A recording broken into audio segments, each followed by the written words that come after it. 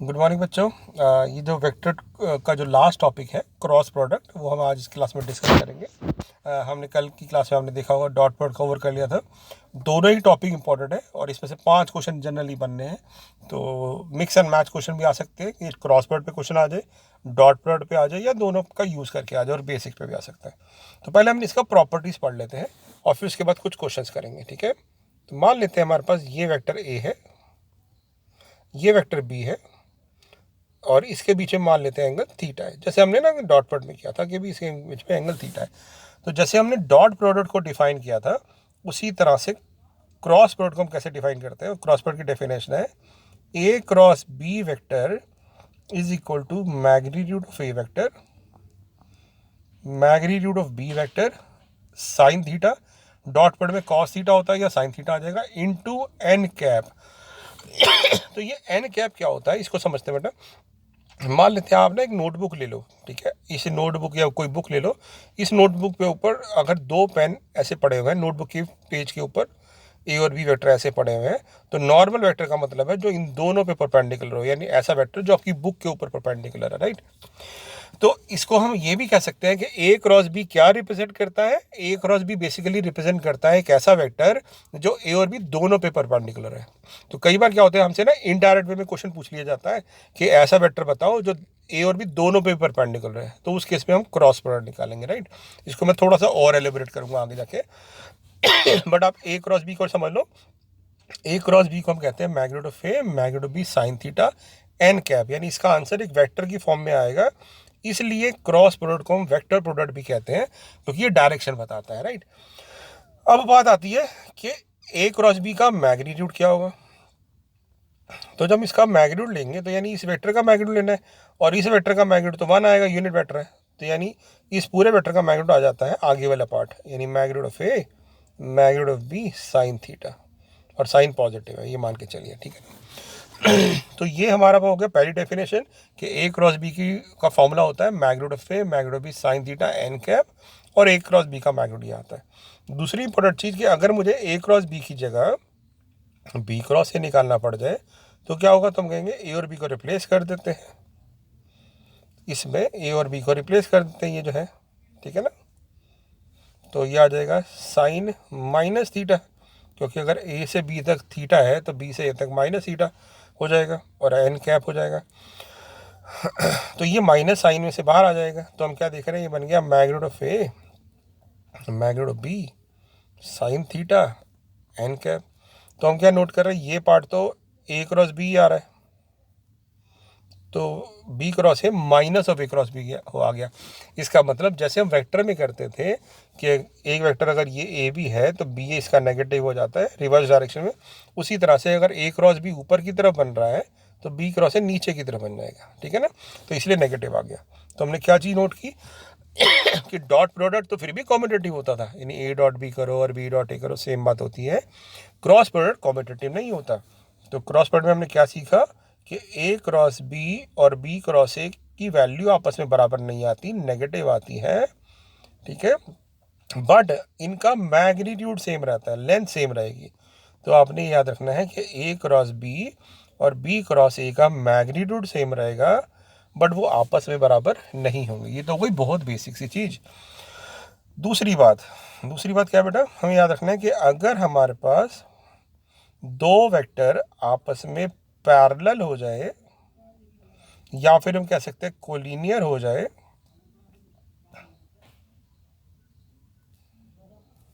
अगर दो वेक्टर आपस में पैरेलल हो जाए या फिर कोलिनियर हो जाए तो ए क्रॉस बी हमेशा 0 आएगा। तो डॉट प्रोडक्ट में क्या होता था, डॉट प्रोडक्ट 0 कब होता था दो वेक्टर का, जब उनका वेक्टर का एंगल 90 हो जाए, यानी दो वेक्टर परपेंडिकुलर हो जाए तो डॉट प्रोडक्ट 0 आता है, पैरेलल हो जाए तो क्रॉस प्रोडक्ट 0 आता है। अब आप सोच रहे हो कि ऐसा क्यों होता है। तो उसके पीछे रीज़न ये है कि अगर दो वेक्टर कोलिनियर हो जाएंगे तो ए इक्वल टू लैम्डा बी हो जाएगा, और हम निकाल रहे हैं ए क्रॉस बी, तो यानी ए क्रॉस बी निकाल रहे हैं। तो सॉरी, तो हम क्या करते हैं, ए की जगह वैल्यू पुट कर देते हैं लैम्डा बी क्रॉस बी। है ना, मैंने एक ही जगह लैम्डा बी पुट कर दिया, लैम्डा कॉमन आ गया। और किसी वेक्टर का अपने साथ क्रॉस प्रोडक्ट करते हो तो जीरो आ रहा है, क्योंकि एंगल 90 डिग्री आ रहा है, 0 डिग्री आ रहा है, तो इसलिए क्रॉस जीरो हो गया। ठीक है, तो आपने ये भी ध्यान रखना है कि किसी वेक्टर का क्रॉस प्रोडक्ट अपने साथ करोगे तो भी जीरो हो जाएगा बिकॉज ऑफ दिस, क्योंकि साइन जीरो हो जाएगा। हर वेक्टर का अपने साथ एंगल जीरो होता है, इसलिए ए क्रॉस है जीरो, और उसी वजह से ये भी जीरो। ठीक है, दूसरी चीज, इसका मतलब हो गया, पहले इसको नोट कर लेते हैं, इसका मतलब हो गया आई क्रॉस आई जीरो होगा, J cap dot J cap zero होगा, के क्रॉस के जीरो होगा, यानी किसी भी वेक्टर का क्रॉस प्रोडक्ट अपने साथ करोगे तो जीरो होगा। डॉट प्रोडक्ट में उल्टा होता था, है ना बेटा। अब बात करते हैं ये एक बहुत इंपॉर्टेंट चीज कि आई क्रॉस जे क्या होगा, ठीक है, और जे क्रॉस के क्या होगा, और के क्रॉस आई क्या होगा, ये समझते हैं। तो आप इसको ना याद ऐसे कर लो बेटा कि आई जे के एक साइकिल को फॉलो करते हैं, एक साइक्लिक ऑर्डर, यानी आई के बाद जे आता है, जे के बाद के आता है। तो अगर आई क्रॉस जे करोगे तो आप क्या दोगे, के कैप आएगा। जे क्रॉस के करोगे तो आई कैप आएगा। के क्रॉस आई करोगे तो जे कैप आएगा। बट अगर ऐसा कोई रिलेशन आ जाए जो इस साइक्लिक ऑर्डर में नहीं है, यानी आपसे पूछ लिया जे क्रॉस आई क्या होगा, तो हम तो हमेशा साइक्लिक ऑर्डर में चलते हैं, जैसे क्लॉकवाइज डायरेक्शन में चलते हैं, जैसे आपकी घड़ी चलती है। बट हमें यहाँ पूछ लिया जे क्रॉस आई, यानी हम घड़ी के अगेंस्ट जा रहे हैं, तो आंसर तो तीसरा वाला ही आएगा, बट नेगेटिव साइन आ जाएगा। ऐसे ही के क्रॉस जे पूछ लिया, यानी आप के से जे की तरफ क्लॉक के ओपोजिट जा रहे हो, तो आए तो आएगा ही आई, बट नेगेटिव साइन आ जाएगा। ऐसे ही आई क्रॉस के करेंगे तो उल्टा जा रहे हैं, साइक्लिक ऑर्डर में नहीं जा रहे, तो आएगा तो जे कैप ही, बट माइनस आ जाएगा। तो आपको ये रिजल्ट याद रखने हैं, ठीक है, क्योंकि ना इस पर कई बार क्वेश्चन बन जाता है एक 1 मार्कर कि आई डॉट जे क्रॉस के क्या होगा, इसकी वैल्यू बताओ। तो हम कहेंगे इसका मतलब है जे क्रॉस के निकाल रहे हैं, तो जे क्रॉस के साइक्लिक ऑर्डर में चला आई कैप ही आएगा, तो आई डॉट आई आ गया। और डॉट पर में हमने पढ़ा था आई कैप डॉट आई कैप 1 होता है, तो यानी इसकी वैल्यू 1 आ जाएगी। कई बार ऐसे क्वेश्चन भी पूछ लेते हैं कि आई डॉट जे क्रॉस के plus J dot I cross के, ये पूछ लेते हैं, इसकी वैल्यू क्या होगी। अब हम कहेंगे देखो जे क्रॉस के साइक्लिक ऑर्डर में चल रहे हैं, आई जे के, जे क्रॉस के तो साइक्लिक ऑर्डर में है, आई आएगा। आई क्रॉस के कर रहे हैं तो एंटी क्लॉकवाइज जा रहे हैं, तो आया तो जे जाएगा, बट नेगेटिव आएगा।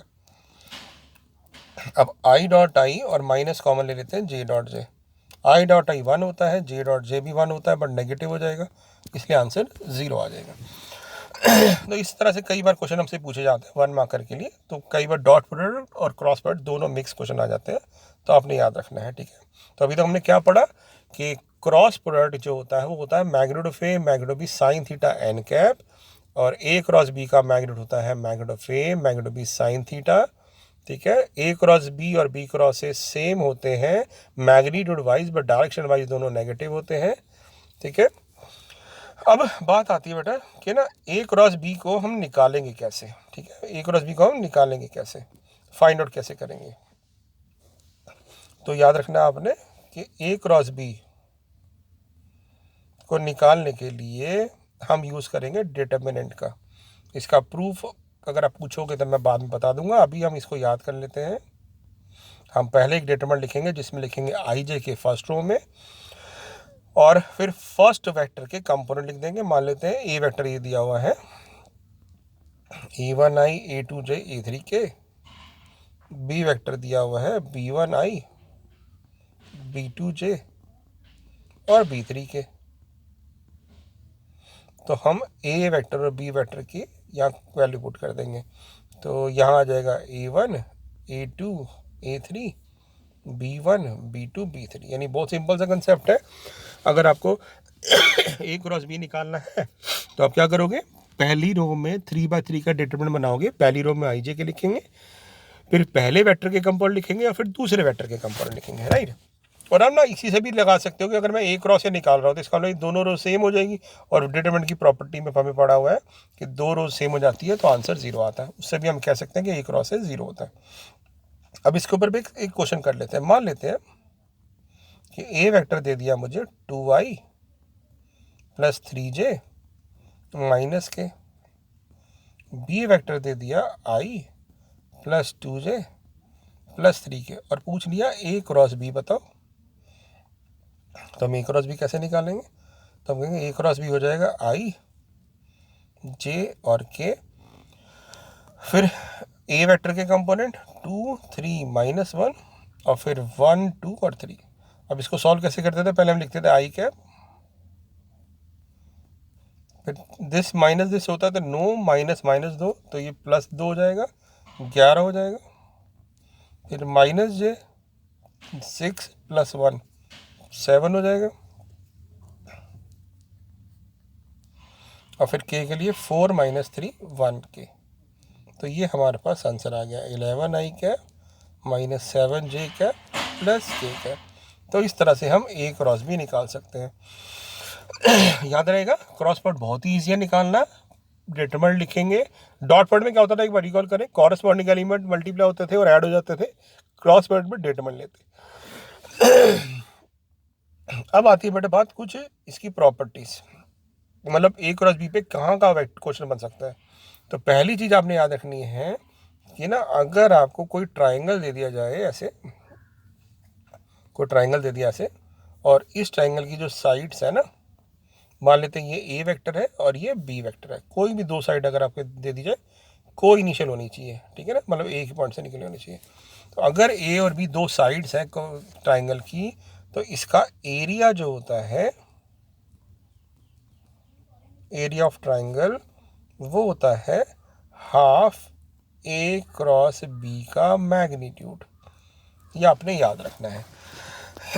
यानी अगर आपसे मैं बोलूं कि ना, एक ट्राइंगल बनाया, ऐसे क्वेश्चन आ गया, एक ट्राइंगल है हमारे पास जिसके वर्टेक्स दे रखे हैं 1 2 3, बी ले लेते हैं 4 0 2, और सी ले लेते हैं 7 1 और 5, और मैं पूछूं इस ट्राइंगल का एरिया क्या होगा, तो पहले आपने क्या करना है, कोई दो साइड निकाल लेनी है। तो मैं ना अपनी तरफ से डायरेक्शन बना लेता हूँ, सेम डायरेक्शन बना ली।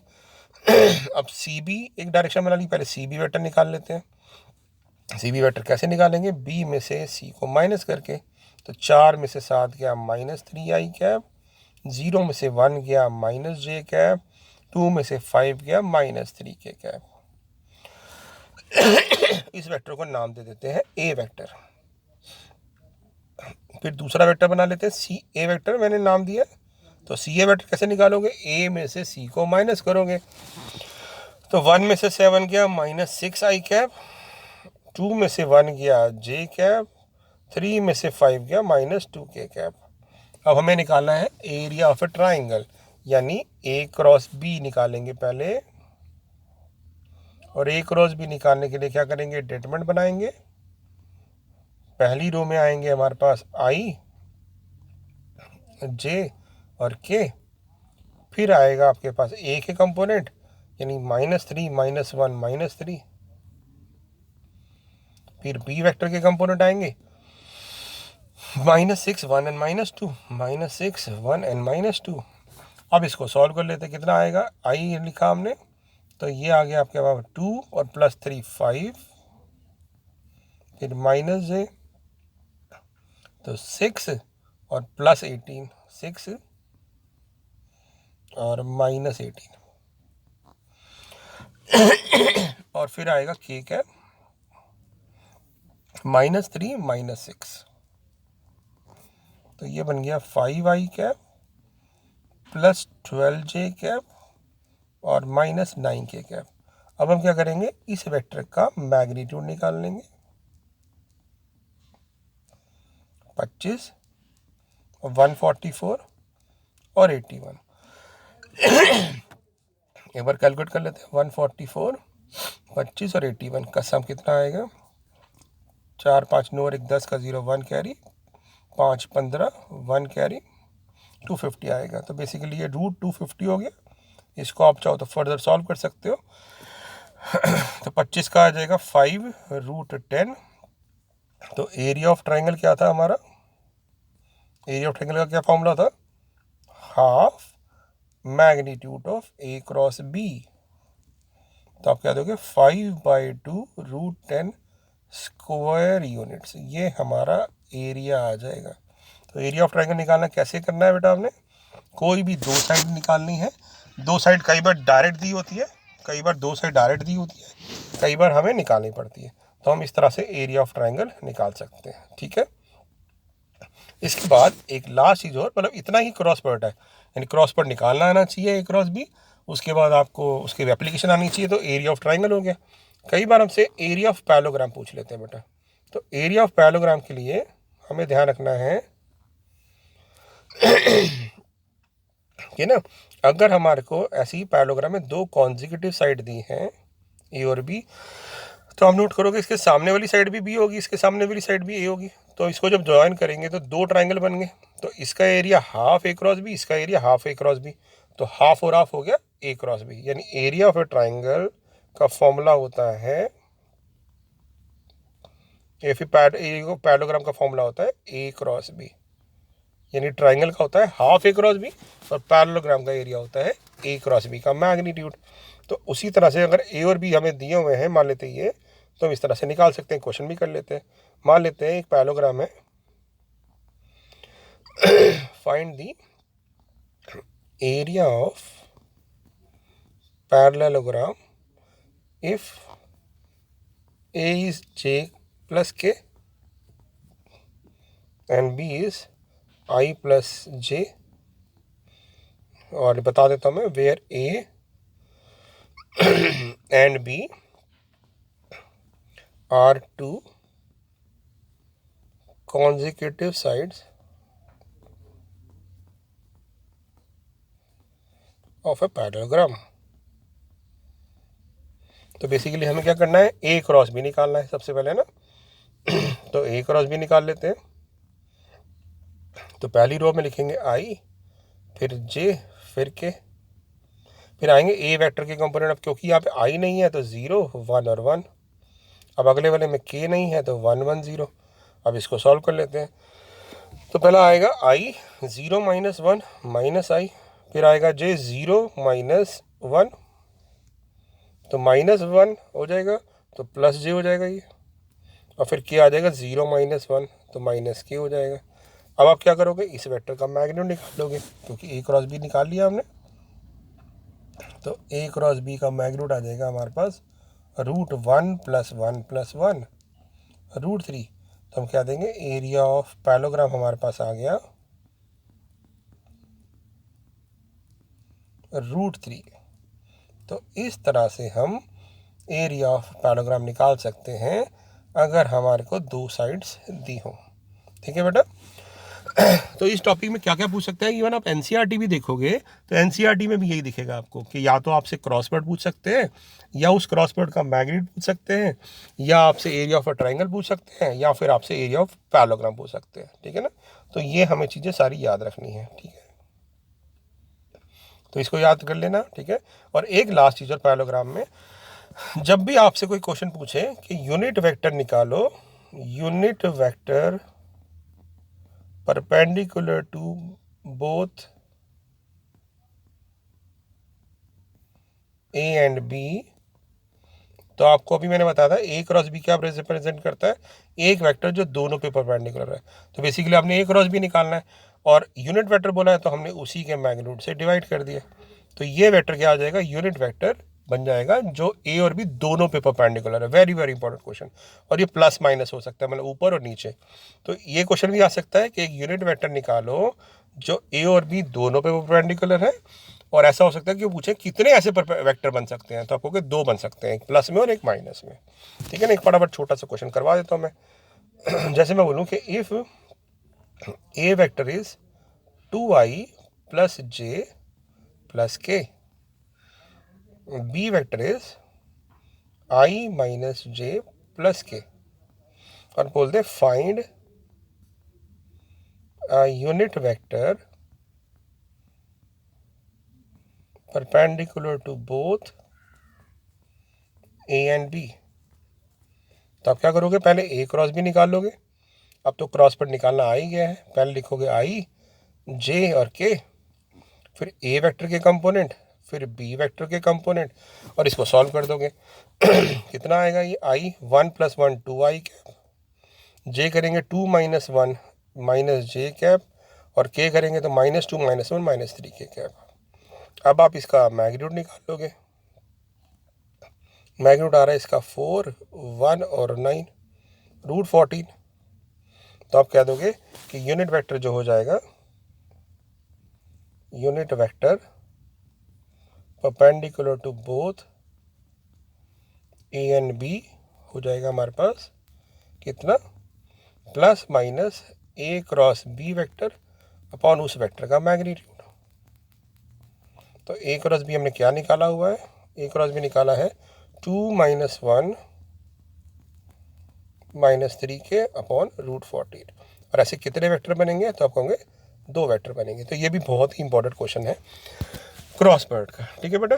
तो ये सब याद रखना है आपने। एक लास्ट चीज़ और बता दो बस, कभी यूनिट वेक्टर बोले perpendicular to both A and B तो A क्रॉस B निकाल के मैग्नीट्यूड से डिवाइड कर दो। और कभी भी बोले ना एक वेक्टर बताओ perpendicular to both A and B, अब सिर्फ A एंड B पे परपेंडिकुलर बोला है तो आप क्या कहोगे, आप कहोगे सिर्फ A क्रॉस B हो सकता है। अब A क्रॉस B तो ये एक वेक्टर हुआ, ऐसे इनफाइनाइट नंबर वेक्टर हो सकते हैं, तो आप कह दोगे लैम्डा टाइम्स हो गया। क्योंकि आप सोचो खुद कि अगर एक प्लेन पे ये A वेक्टर है और ये B, तो इस पे परपेंडिकुलर वेक्टर कौन सा हो सकता है, इतना इतना इतना, उसकी लेंथ बढ़ा सकते हैं ना। तो इनफाइनाइट नंबर वेक्टर परपेंडिकुलर होंगे, तो हमने उसको लैम्डा से मल्टीप्लाई कर दिया। मतलब लैम्डा कोई भी नंबर हो सकता है, जितने भी नंबर से मल्टीप्लाई करोगे उतने डिफरेंट वेक्टर आते रहेंगे सेम डायरेक्शन में। इसलिए अगर आपसे बोला गया है वेक्टर निकालो यूनिट वेक्टर, तो A क्रॉस B निकाल के मैग्नीट्यूड से डिवाइड कर देना। और सिर्फ लिखा है कि वेक्टर बताओ जो दोनों पे परपेंडिकुलर हो, तो आप हमेशा यूज़ करोगे lambda times A cross B। तो इतना ही पहले कर लो, क्रॉस प्रोडक्ट हमारा ओवर हो गया, ठीक है। बाकी फिर अब हम रिवीजन करेंगे, क्योंकि 3D के लिए मैंने आपको नोट्स भेज चुका हूँ, बट फिर भी कल स्कूल खुलता है तो कल 3D के क्वेश्चंस मैं और करवा दूंगा, ठीक है। तो सिलेबस ओवर है, रिवाइज करना शुरू कर दीजिए। Thank you.